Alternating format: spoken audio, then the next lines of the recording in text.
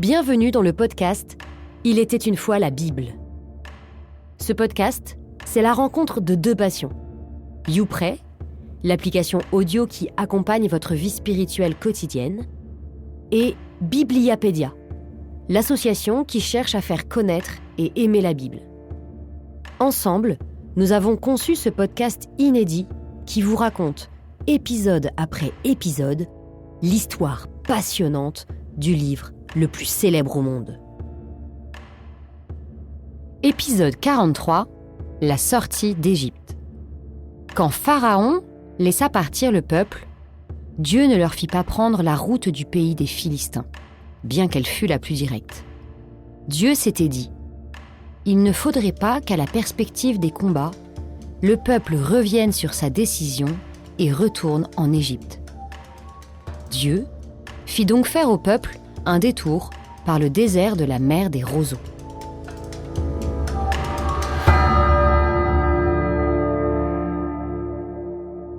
Pour toutes les indications géographiques et pour suivre l'avancée des Hébreux dans le désert depuis l'Égypte jusqu'à la terre promise, n'hésitez pas à chercher sur Internet dans n'importe quel moteur de recherche. Tapez itinéraire hébreu Exode et vous trouverez une image. Les Hébreux sont en Égypte et veulent aller au pays de Canaan. La route la plus directe serait celle qui longe la Méditerranée, la route des Philistins. C'était un peu l'autoroute de l'époque, la route que prenaient tous les marchands avec leurs chameaux. Et il y avait des postes de contrôle, avec des soldats, tout le long, pour que les marchands ne soient pas attaqués par des voleurs. Ce serait facile pour le pharaon de donner des ordres pour stopper la fuite des Hébreux, d'où le choix de Dieu de leur faire faire un détour. On vient de lire « mer des roseaux ». Or, habituellement, on entend plutôt parler de la mer Rouge. Effectivement, en hébreu dans le texte, il y a bien écrit « mer des roseaux ». Mais les Juifs, qui ont traduit la Bible de l'hébreu vers le grec, ont pensé que le texte appelait « mer des roseaux » la mer Rouge. Donc, pour qu'on comprenne mieux de quel endroit il s'agit, ils ont traduit par mer Rouge. Mais aujourd'hui, on n'est pas sûr que ce soit la mer Rouge que les Hébreux ont traversée. Ça pourrait être des lacs qui sont juste un peu plus hauts. Cela dit, ça ne change pas grand-chose. Dans tous les cas, un groupe d'Hébreux a miraculeusement réussi à fuir l'Égypte. Pour cela, il a traversé une étendue d'eau et cela a été une traversée non seulement réelle, mais qui a eu aussi un sens spirituel. Moïse prit avec lui les ossements de Joseph, car celui-ci avait exigé des fils d'Israël un serment solennel en leur disant : « Dieu ne manquera pas de vous visiter.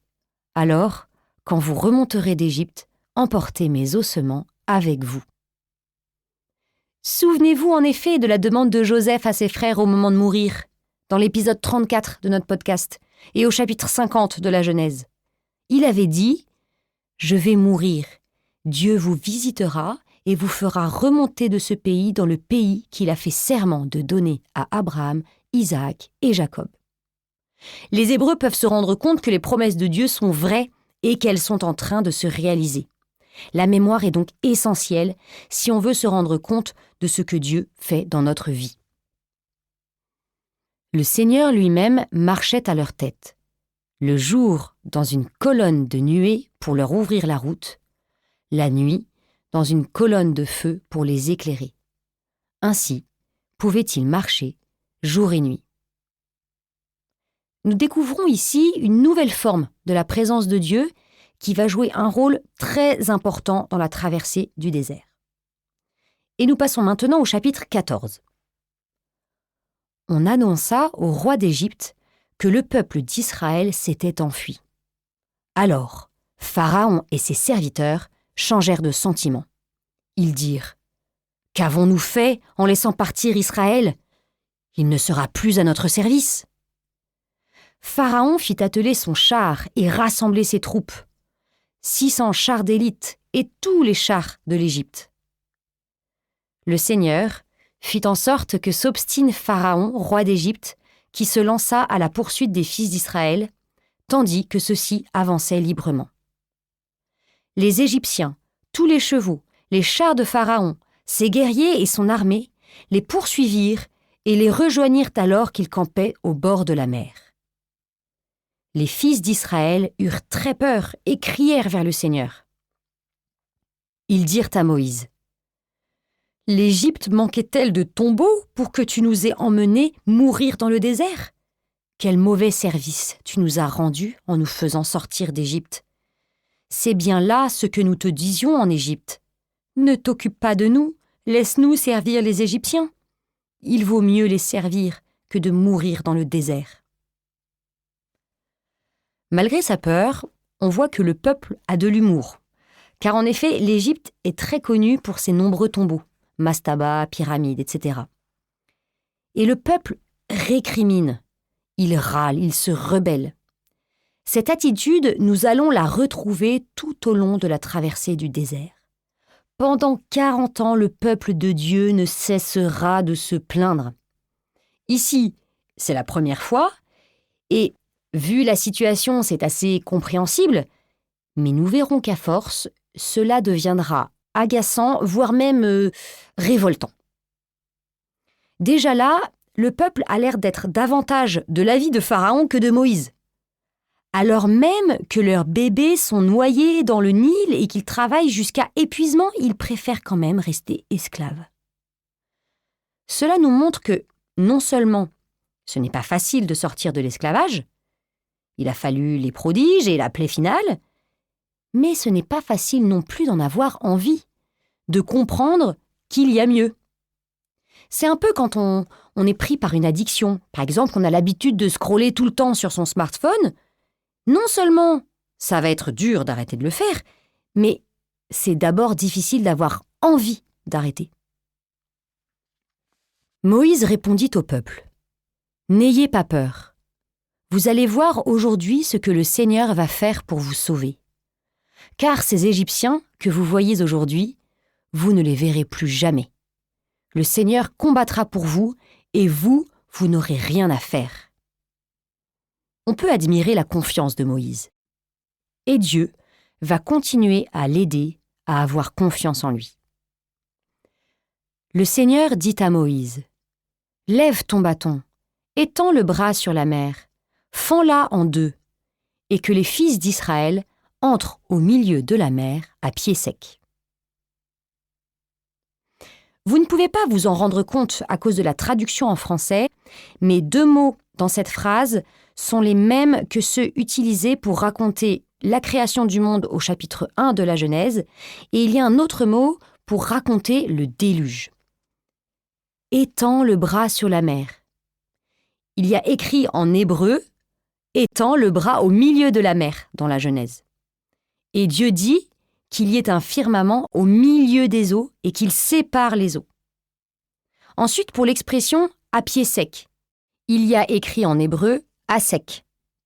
Dans la Genèse, Dieu dit « les eaux qui sont au-dessous du ciel, qu'elles se rassemblent en un seul lieu et que paraissent le sec ».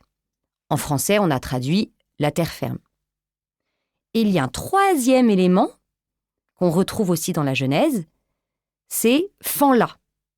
Dans la Genèse, au moment du déluge, il est écrit « les réservoirs du grand abîme se fendirent ». C'est une façon pour l'auteur de nous dire « ce qui est en train de se passer est à la fois une nouvelle création pour les Hébreux et un nouveau déluge pour les Égyptiens. » Et moi, je ferai en sorte que les Égyptiens s'obstinent. Ils y entreront derrière eux. Je me glorifierai aux dépens de Pharaon et de toute son armée, de ses chars et de ses guerriers. Les Égyptiens sauront que je suis le Seigneur. La colonne de nuée se déplaça depuis l'avant-garde et vint se tenir à l'arrière, entre le camp des Égyptiens et le camp d'Israël. Cette nuée était à la fois ténèbres et lumière dans la nuit, si bien que de toute la nuit, ils ne purent se rencontrer. La description de la nuée est très intéressante, car elle nous fait réfléchir sur Dieu. D'abord, pour nos pauvres cerveaux d'êtres humains, ce n'est pas possible d'être à la fois lumière et ténèbres. C'est l'un ou c'est l'autre. De la même façon, on n'arrive pas non plus à imaginer que Dieu soit en même temps un juge et en même temps miséricordieux, c'est-à-dire qui pardonne. ou que Dieu soit à la fois le créateur et pour les chrétiens une créature, un homme. Il faut cependant accepter qu'avec Dieu, des choses normalement opposées puissent être vraies ensemble. Ensuite, deuxième chose, puisque nous ne sommes pas capables de voir Dieu des deux façons à la fois, qu'est-ce qui fait qu'on voit plutôt sa lumière ou plutôt ses ténèbres? Eh bien, cela dépend de ce que Dieu veut nous montrer et aussi de ce que l'on veut regarder. Les Égyptiens ont les yeux remplis du désir de faire le mal. Donc, ils voient Dieu comme un ennemi et un obstacle à leur projet de récupérer les esclaves hébreux. Le peuple, lui, comprend que Dieu le protège. Il voit une lumière qui le guide. Moïse étendit le bras sur la mer. Le Seigneur chassa la mer toute la nuit par un fort vent d'est. Il mit la mer à sec et les eaux se fendirent. Nous sommes habitués à cette histoire de mer qui souffre devant Dieu. C'est incroyable, mais après tout, Dieu est Dieu, et il peut faire n'importe quel miracle. Cependant, le texte nous montre par un petit détail que Dieu a choisi de se servir d'un élément naturel pour séparer les eaux. Quel est ce détail? Un fort vent d'est. Effectivement, ce phénomène d'un vent capable de mettre une étendue d'eau à sec existe vraiment. Des chercheurs ont montré en 2010 que cela pourrait être arrivé en Égypte. Mais dans ce cas, pas dans la mer Rouge, trop profonde. Plutôt vers le delta du Nil, plus au nord. Ça ne change rien au fait que c'est un miracle, car Dieu a fait en sorte que les Hébreux se trouvent au bon endroit, au bon moment. Les fils d'Israël entrèrent au milieu de la mer à pied sec, les eaux formant une muraille à leur droite et à leur gauche. Par contre, le phénomène ne parle pas de muraille. Peut-être y a-t-il eu des murailles ou peut-être pas. Mais ce que l'auteur veut nous faire comprendre, c'est que l'eau, symbole de la mort et du danger dans la Bible, devient au contraire une protection pour les Hébreux. Les Égyptiens les poursuivirent.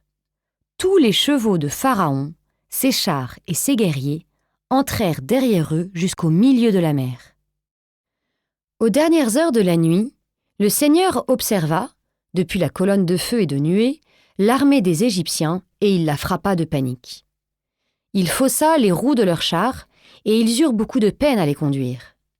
Les Égyptiens s'écrièrent « Fuyons devant Israël, car c'est le Seigneur qui combat pour eux contre nous. » Ça y est, vous voyez, ils ont reconnu que Dieu est le Seigneur. Le Seigneur dit à Moïse « Étends le bras sur la mer, que les eaux reviennent sur les Égyptiens, leurs chars et leurs guerriers. » Moïse étendit le bras sur la mer. Au point du jour, la mer reprit sa place. Dans leur fuite, les Égyptiens s'y heurtèrent et le Seigneur les précipita au milieu de la mer. Les eaux refluèrent et recouvrirent les chars et les guerriers, toute l'armée de Pharaon qui était entrée dans la mer à la poursuite d'Israël. Il n'en resta pas un seul. Mais les fils d'Israël avaient marché à pied sec au milieu de la mer, les eaux formant une muraille à leur droite et à leur gauche. Ce jour-là, le Seigneur sauva Israël de la main de l'Égypte, et Israël vit les Égyptiens morts sur le bord de la mer. Israël vit avec quelle main puissante le Seigneur avait agi contre l'Égypte. Le peuple craignit le Seigneur. Il mit sa foi dans le Seigneur et dans son serviteur Moïse. La conclusion que nous venons d'entendre est très importante. À travers cet événement extrême, le peuple a compris plusieurs choses. Tout d'abord que Dieu est son sauveur. Il a vécu la situation la plus terrifiante qu'on puisse imaginer. Devant la mer, derrière une armée en furie. Et Dieu l'a sorti de là. Ensuite, le peuple comprend que Moïse est l'envoyé de Dieu, son représentant. C'est la première fois dans la Bible qu'un homme joue ce rôle aussi clairement. Dans la Genèse, Dieu a appelé des hommes à le suivre, puis il a élargi son appel à la famille entière. mais il n'y avait pas d'intermédiaire entre Dieu et eux. Chacun était ou pas directement en contact avec lui. À partir de maintenant, Dieu passe à l'étape 2 de son projet. Montrer à son peuple un visage d'homme. Ce visage sera celui de Moïse. Remarquons aussi comment Dieu a préparé la libération de son peuple en protégeant un petit bébé. Moïse, sauvé des eaux, a pu à son tour sauver des eaux Israël. Le texte nous montre que c'est dans ces événements cachés que Dieu prépare des grandes choses. Il montre aussi que ce qu'il fait dans la vie d'une personne peut permettre que du bien soit fait à beaucoup d'autres. Et nous arrivons au chapitre 15 du livre de l'Exode. Imaginez les Hébreux à ce moment-là, mettez-vous à leur place. Qu'est-ce que vous auriez fait? Vous auriez crié de joie, dansé, remercié Dieu. Eh bien, c'est ce qu'ils ont fait. Ils se sont mis à danser, à chanter des paroles de joie et de remerciement. Et comme ils avaient le sens de la musique, Moïse s'est mis à chanter avec tous les hommes, tandis que sa grande sœur Myriam lui répondait avec toutes les femmes et jouait du tambourin. On a appelé ce chant le chant de la mer. Peut-être que certains d'entre vous vont le reconnaître, car il est chanté à la vigile de Pâques chez les catholiques. Chantez au Seigneur, car il s'est couvert de gloire. Cheval et cavalier, la mer les a engloutis. Chantez au Seigneur, car il s'est couvert de gloire. Le Seigneur est roi, en lui je me glorifie. Le Seigneur est ma force et mon chant. De la mort, c'est lui qui m'a délivré. Sa main droite a écrasé l'ennemi. Comme une pierre, ils sont tombés. Ton amour a racheté tes enfants, et ta force a triomphé de la mort. Qui au ciel est grand comme notre Dieu, lui dont le nom est 3 fois saint? Tu les guides et tu les amèneras au lieu saint que tes mains ont façonné. Le Seigneur régnera parmi son peuple, dès maintenant et à jamais. Nous terminons donc par ce cantique le récit épique de la sortie d'Égypte. Moïse, sauvé des eaux, a sauvé son peuple de la mer. Débute alors la longue marche des Hébreux à travers le désert. Et nous verrons dans le prochain épisode comment Dieu prendra soin de son peuple dès ses premiers jours de liberté, et ce, malgré ses récriminations. À très bientôt pour la suite de ces aventures.